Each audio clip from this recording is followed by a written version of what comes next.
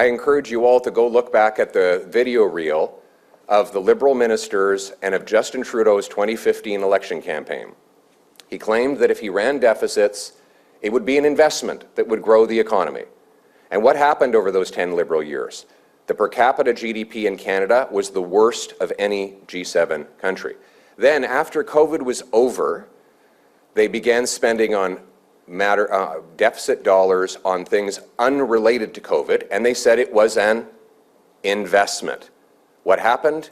Our GDP per capita grew at the lowest rate in the G7, and we had the worst inflation in 40 years. So now, Mark Carney is repeating the same Liberal talking points of the last 10 years, claiming that when he borrows and spends, it is an investment.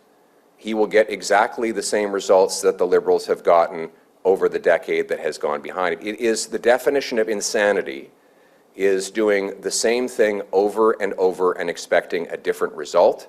Frankly, the only difference between Mark Carney's deficit spending and Justin Trudeau's is that Carney's is much higher and much more irresponsible, and it will have even more destructive effects. Deficit spending weighs down the economy, crowds out investment, drives up the cost of living, and makes us poorer.